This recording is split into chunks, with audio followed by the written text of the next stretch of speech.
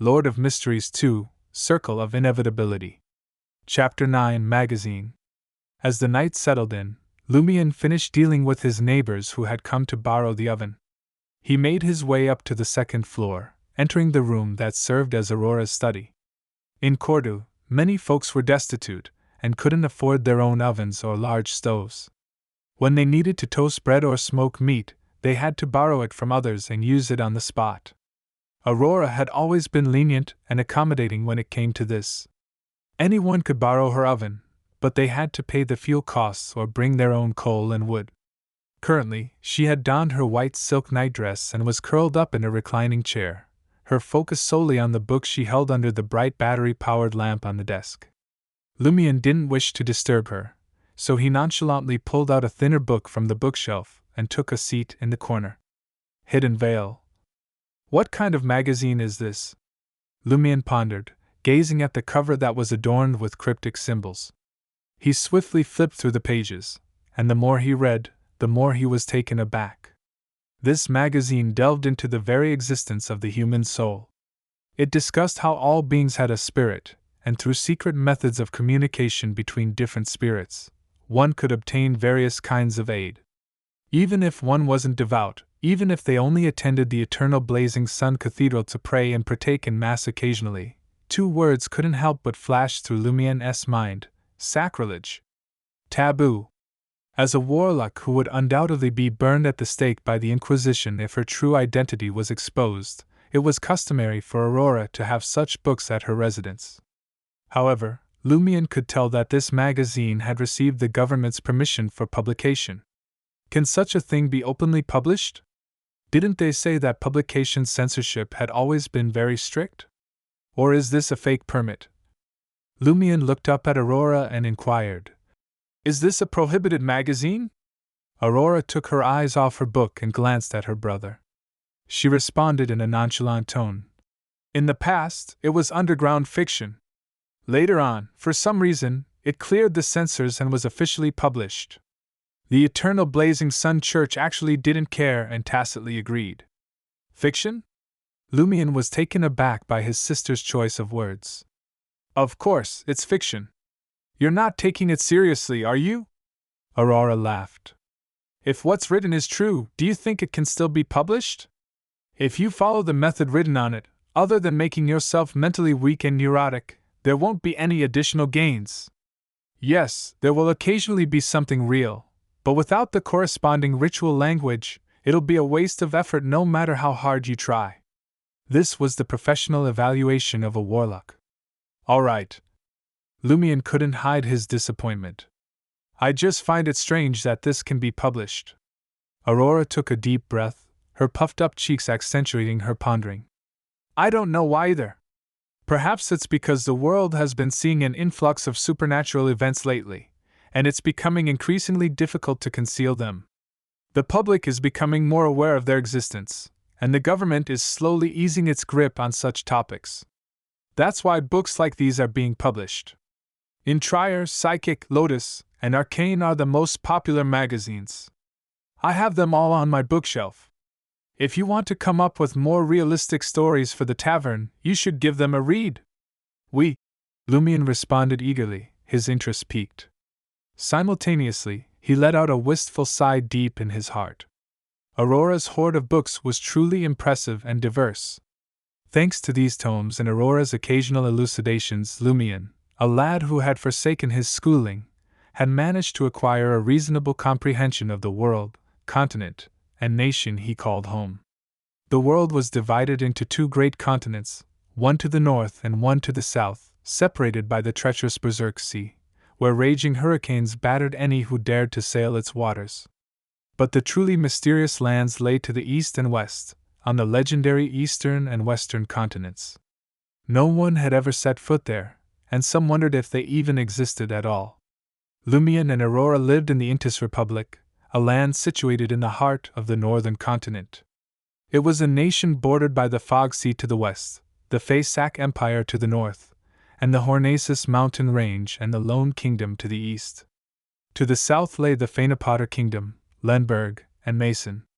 The small countries nestled between the Feynapotter Kingdom and the Lone Kingdom, such as Seeger, together with Lemberg and Mason, were collectively known as the countries of the South Central region. They shared a common faith in the God of knowledge and wisdom. The southern continent had already fallen under the dominion of the various powers of the northern continent. Whether it was the Balam Empire, the Paz Kingdom, the Hajenti Kingdom, or any of the other nations, they had all but lost their autonomy. Yet still, a fierce resistance against colonization burned in the hearts of the conquered. In addition to the Berserk Sea dividing the northern and southern continents, there were other great seas: the Fog Sea to the west of the Intis Republic, the Sonia Sea to the east of the Lone Kingdom, the North Sea to the north of the Faysac Empire, and the Polar Sea to the south of the southern continent. They were collectively known as the Five Seas. Of all the nations of the northern continent, the Lone Kingdom was the strongest, with the Intis Republic close behind. The Faysac Empire, defeated in the last war, had fallen to 4th place. The Feynapotter Kingdom had risen to 3rd place. And among the countries of the South Central region, Lemberg reigned supreme. Compared to the simple folk in Cordu who only knew of the Intis Republic, the Feynapotter Kingdom, and Lemberg, Lumian was practically a cartographer. It was no surprise really, considering the Cordu village shepherds only traveled to their neighboring kingdoms of Feynapotter and Lemberg. They only had a limited understanding of these lands. The people in the northern villages of the Darij region were just as provincial. Other than the surrounding settlements, they could only name Trier, Soot, and a few other metropolitans. Lumian was often baffled. How did Aurora come by such vast knowledge? All the textbooks he read were penned by Aurora, and all his practice exams were prepared by her. Aurora had an answer for every question in the books he read. But what stunned him even more was her expertise in various forms of combat. It was simply mind-boggling that a woman in her 20s could accumulate so much wisdom. Some people couldn't amass that much knowledge even after living 50 or 60 years. Could it be that these are the building blocks of a true warlock? Lumian looked up again and gazed at Aurora, lost in thought. As Aurora patted her cheeks while reading, she hardly seemed like a scholar or a warlock. Aurora caught Lumian's gaze and demanded, "What are you ogling at?" Lumian quickly changed the subject. "Last time you mentioned that I possessed the knowledge required to pass the college entrance examination?" Aurora pondered for a moment before responding.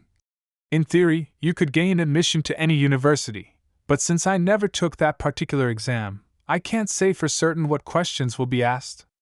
Roselle sure did a number on the populace. I guess it's a good thing." Undoubtedly, Emperor Roselle's reign spawned the college entrance examination, and it has remained a fixture of academic life to this day. Aurora's mind suddenly shifted gears. She shot Lumian a sly grin and inquired, "Why did you not make your usual stop at the tavern today to regale the patrons with your tales?" "I'm not truly an alcoholic," Lumian replied while flipping through his magazine.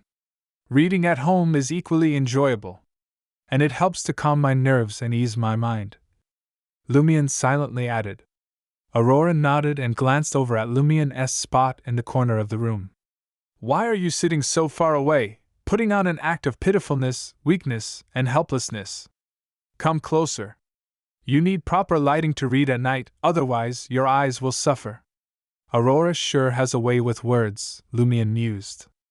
"Although I understand the meaning behind pitifulness, weakness, and helplessness, it's still an odd combination."